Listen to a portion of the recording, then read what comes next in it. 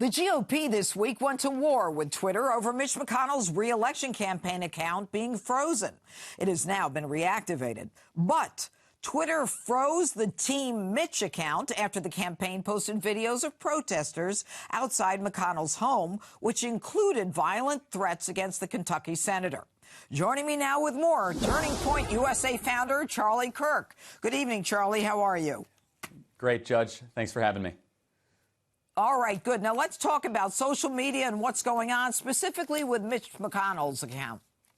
Yeah, this was extraordinary. For those that missed it this week, Senator Mitch McConnell had a couple visitors that came to his private residence. These visitors were potentially violent protesters that were wishing harm and some even wishing death upon him. And they were using very, let's just say, colorful language. So Senator Mitch McConnell's team captured this on video, put that video of the protesters on his personal Twitter account. And guess who got banned? Mitch McConnell got banned for doing this.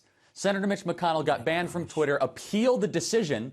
He appealed the decision. Twitter doubled down. Finally, after about 20 hours of this, Twitter backed down. But this is just another example, Judge, of these tech companies that are using their bias against conservatives. Independent study by Quillette showed that 22 political voices were banned from Twitter last year. 21 out of 22 were conservative voices. This is extraordinary. The amazing part of this is you've got the victim putting forth the evidence and then the victim being punished. Precisely. And so you have someone who has protesters show up to his residence.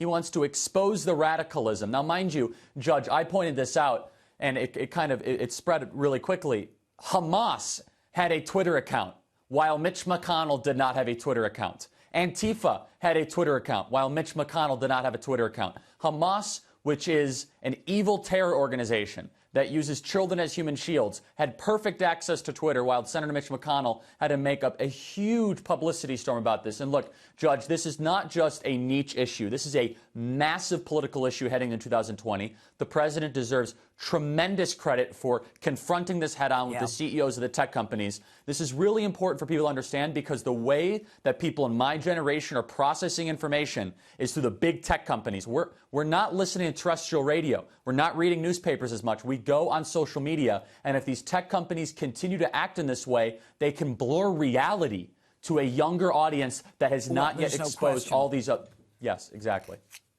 Yeah, and, you know, I talk about this in my new book. I talk about the tech companies and how they're silencing conservative voices and how the game playing that's going on, I mean, they're professing to be absolutely objective about all this. But the White House is clearly drafting an executive order to tackle the Silicon Valley's anti-conservative bias.